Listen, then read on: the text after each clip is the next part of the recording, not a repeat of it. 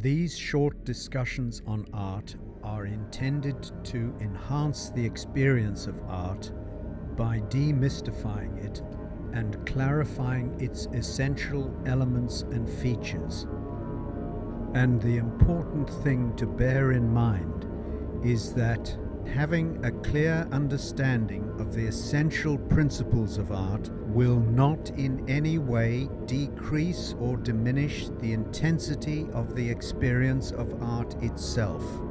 In fact, it will enhance it, because you will no longer be distracted or misdirected by a nagging sense that when it comes to modern art, you're not entirely sure what art is, and so have to rely on the opinions of the so-called experts.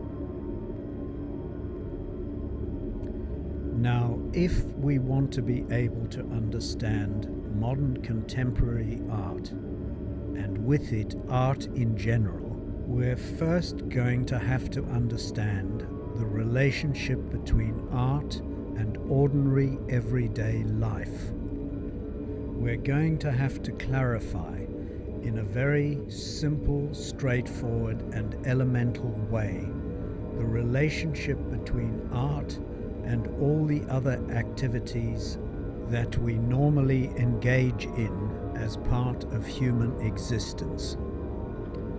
And so, in order to be able to clarify the relationship between art and other forms of human activity, we are going to have to present an easily understandable and plainly recognizable diagrammatic representation of the hierarchy of human needs and motivations of the sort that we normally encounter as part of everyday life.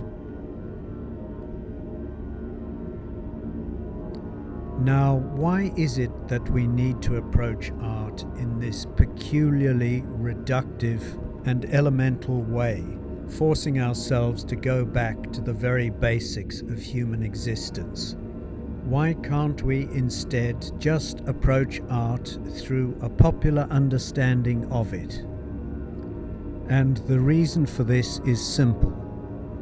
Our popular understanding of art, the one that we encounter through the media every day, is now so contradictory and vague and uninformative as to be practically worthless, which means that the only way we are going to be able to successfully negotiate this conceptual vortex is by constantly returning to elemental principles and by keeping all aspects of our explanation as simple and straightforward as possible.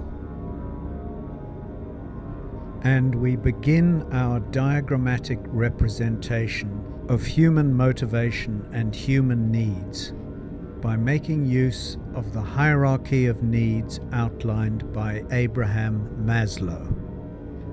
Maslow's hierarchy is by no means perfect or all-explanatory, but it does at least offer, in a very general way, a clarifying representation of the order of priorities with which we humans engage with the world around us.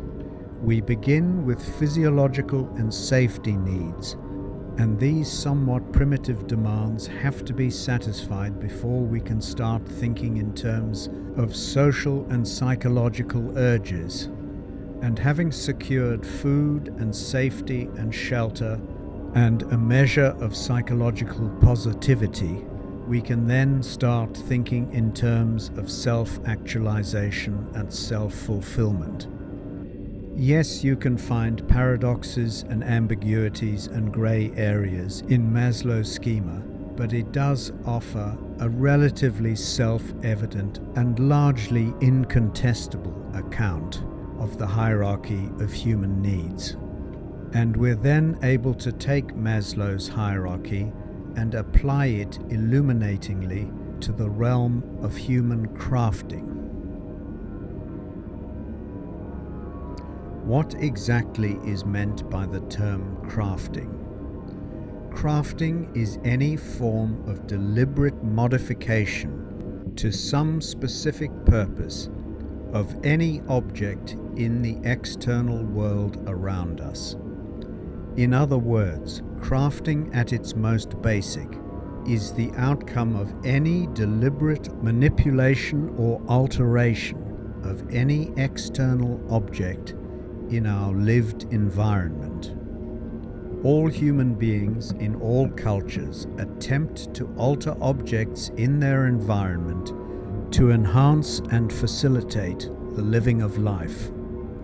And if we return here to Maslow's hierarchy, we can easily accept that the most basic form of human crafting is likely to be the production of simple tools and weapons and implements for food and shelter and safety.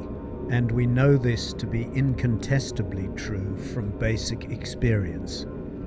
And it then makes sense to say that any population or group of people, having secured their environment, is then able to think in terms of making life more fulfilling and enjoyable. And crafting then changes from tool making to the production of items for diversion and recreation and reflection. It marks an important shift from the crafting of objects for their functionality, usefulness, and practicality to the crafting of objects for psychological and spiritual purposes. In effect, it is the shift from objects as tools to objects as presentational items. Presentational objects are not functional tools and implements. They are objects designed to be presented to an audience for psychological, intellectual, and spiritual purposes. Right, now let us pick up the story of crafting in our supposed safe and secure environment. As human beings, we can turn from thoughts of safety and security to thoughts of enjoyment and fulfillment. And one of the most basic ways in which we can begin to enact a desire to make life more pleasurable and enjoyable is by enhancing our basic sensual encounter with our external environment. This means, in the most primitive and elemental terms, finding ways to enhance and improve the look and feel and sound and smell of ourselves and our immediate environment. And it is this deliberate modification and crafting of our encounter with our sensual environment in a deliberate attempt to enhance and improve on it, which constitutes the foundation of the entire logic of aesthetics. Now, the shift in crafting objects for survival and self-preservation to the crafting of objects for fulfillment and recreation involves a shift from the strictly functional and practical to the strictly presentational. Functional objects have a practical use. Presentational objects are meant to be contemplated and appreciated as ends in themselves. And this means that there is a certain implicit and crucial theatricality to all presentational objects, meaning that a craftsperson presents a crafted object to an audience for the audience to appreciate it in some way. The crafted object can be anything from a few words of a poem to a stick in the ground to an ornate painting or sculpture to a full-blown narrative film or novel. All presentational objects are inviting their audience to appreciate them for their essential features and qualities. And it is this implicitly theatrical relationship which distinguishes presentational objects from functional and practical ones. Now, there are two major, important and distinct categories of presentational object, and it is vital to be able to distinguish between these two if one is to understand the essential nature of art itself. And the two major categories of presentational object are as follows: decorative and aesthetic on the one hand, and narrative on the other.